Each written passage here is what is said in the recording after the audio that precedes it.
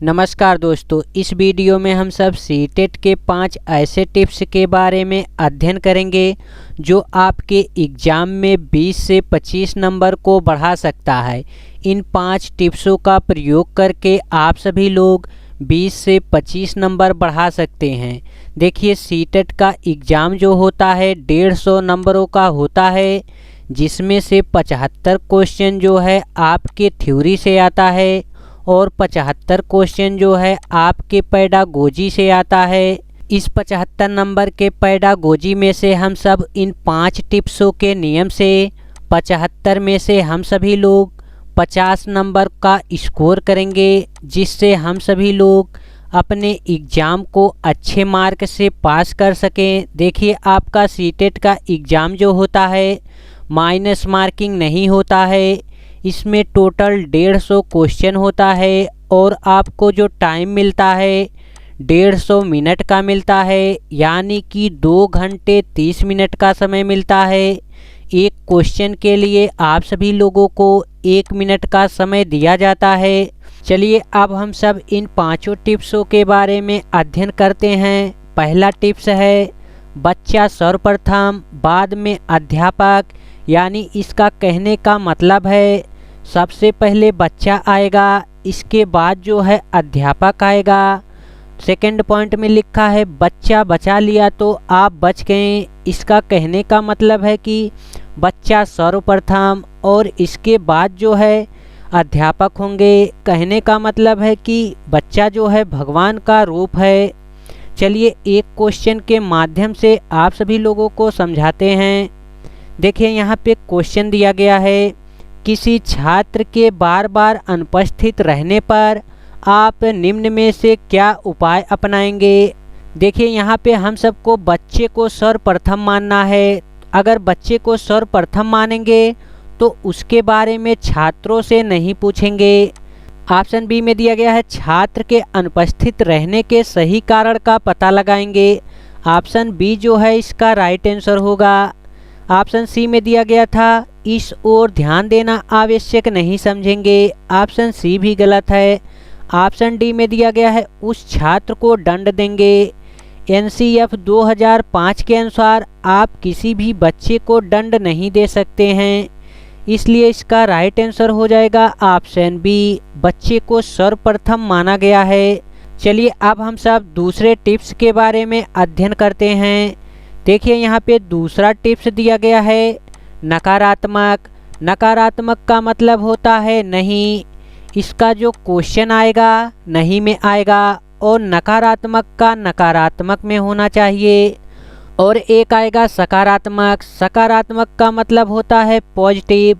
Positive का यहाँ पे पॉजिटिव में आना चाहिए। अगर नकारात्मक है तो नकारात्मक आंसर आएगा और पॉजिटिव है तो पॉजिटिव में आएगा। चलिए, अब हम सब एक क्वेश्चन के माध्यम से नकारात्मक के बारे में अध्ययन करते हैं। यहाँ पे देखिए, क्वेश्चन में कह रहा है प्राथमिक स्तर पर पर्यावरण अध्ययन की पाठ्य पुस्तक में निम्नलिखित में से कौन सी विशेषता नहीं होनी चाहिए। ये देखिए निगेटिव है, नहीं होना चाहिए। अब हम सबको जो ढूंढना है आंसर निगेटिव में होना चाहिए। ऑप्शन ए में दिया गया है शिक्षार्थियों की वैधपूर्ण पृष्ठभूमि की ज़रूरतों को पूरा करती है। ये देखिए ऑप्शन ए जो है पॉजिटिव वाक्य दिया गया है। ऑप्शन बी में दिया गया है यह वास्तविक कहानियों और घटनाओं को शामिल करती है। ऑप्शन बी भी पॉजिटिव वाक्य दिया गया है। ऑप्शन सी में दिया गया है यह परिभाषा, और देखिए परिभाषा जो है बच्चों को नहीं सिखाया जाता है, क्योंकि बच्चा छोटा होता है तो वो परिभाषा के बारे में नहीं जानेगा। आगे दिया गया है अमूर्त अवधारणाओं को व्याख्या करने पर ध्यान केंद्रित करती है। अमूर्त का मतलब होता है जो दिखाई ना दे। जो दिखाई ना दे उसके बारे में छोटा बच्चा जो है अध्ययन नहीं कर सकता। ये वाक्य जो है निगेटिव है, इसका राइट आंसर हो जाएगा ऑप्शन सी। देखिए, यहाँ पे निगेटिव का निगेटिव हो गया। ऑप्शन डी में दिया गया है यह प्राकृतिक और समाज सांस्कृतिक परिवेश को एकीकृत तरीके से प्रस्तुत करती है। ऑप्शन डी भी पॉजिटिव वाक्य दिया गया है।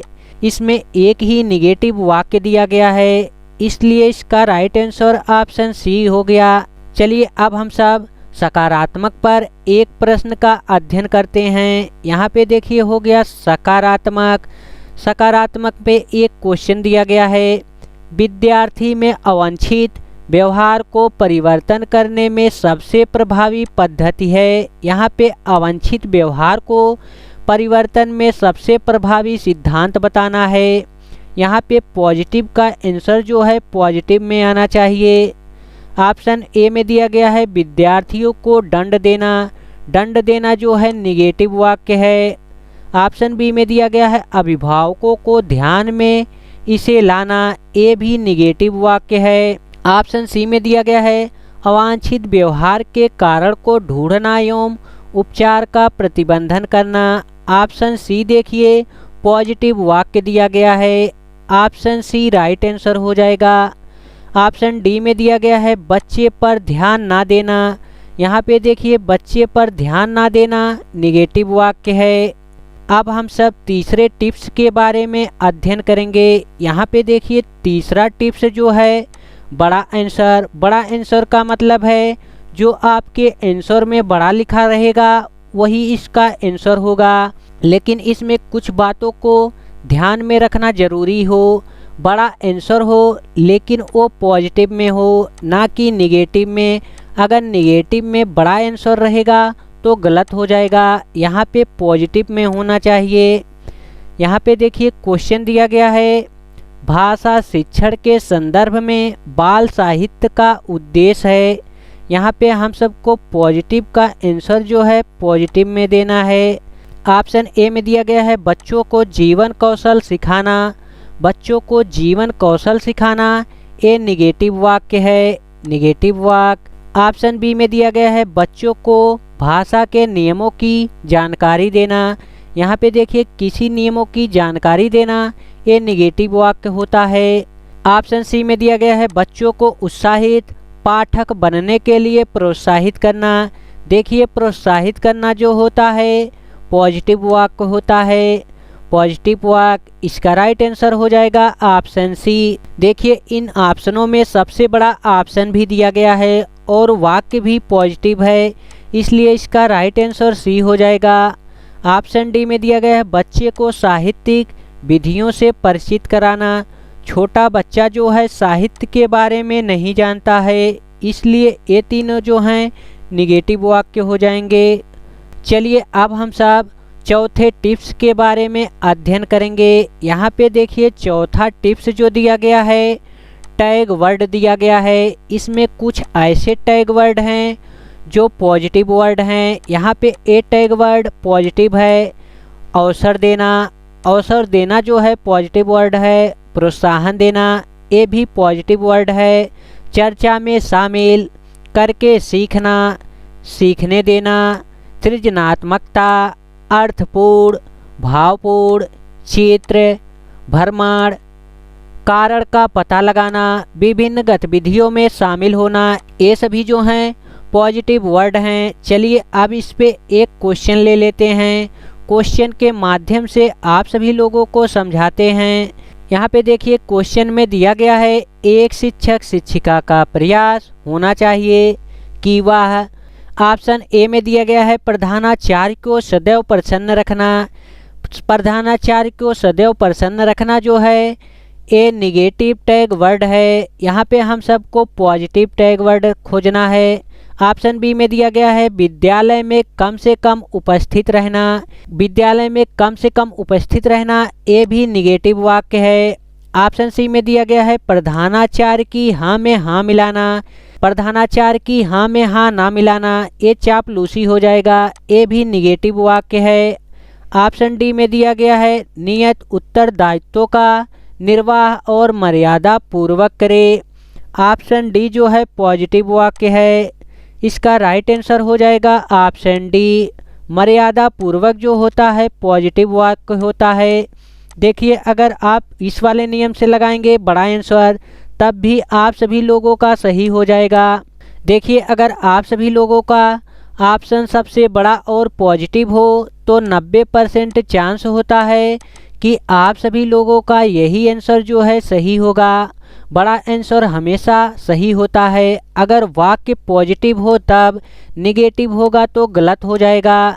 चलिए अब हम सब निगेटिव टैग वर्ड के बारे में जानते हैं। यहाँ पे देखिए निगेटिव वर्ड दिया गया है, ये टैग वर्ड है और निगेटिव वर्ड है। कठोर नियम जो होता है निगेटिव वर्ड होता है। व्याकरण रटना भी निगेटिव वर्ड होता है। कंठस्थ करना भी निगेटिव वाक्य होता है। व्याख्या करना, वर्णन करना, दंड देना, पीटना, प्रधानाचार्य से परामर्श, त्रुटियों पर बल देना, केवल, मात्र, एक ही, ये सभी जो हैं निगेटिव वर्ड हैं। चलिए अब हम सब निगेटिव वर्ड पर एक क्वेश्चन का अध्ययन कर लेते हैं। देखिए यहाँ पे क्वेश्चन दिया गया है, छात्रों में जागरूकता उत्पन्न कर एक अध्यापक चेतना का स्थानांतरण पीढ़ी दर पीढ़ी कर सकता है। देखिए यहाँ पे प्रश्न जो है पॉजिटिव में दिया गया है। अब हम सभी लोगों को पॉजिटिव में इसका आंसर निकालना है, ना कि निगेटिव में। अगर हम सभी लोग निगेटिव में निकालेंगे तो इसका आंसर गलत हो जाएगा। अब हम सबको पॉजिटिव ढूंढना है। ऑप्शन ए में दिया गया है असहमत। असहमत जो है निगेटिव वर्ड है। ऑप्शन बी में दिया गया है सहमत। सहमत जो है पॉजिटिव वर्ड है। ऑप्शन सी में दिया गया है शायद। शायद भी निगेटिव वर्ड है। ऑप्शन डी में दिया गया है संभवतः नहीं। संभवतः नहीं भी निगेटिव वर्ड है। और हम सबको पॉजिटिव वर्ड ढूंढना है, तो इसका राइट आंसर हो जाएगा ऑप्शन बी।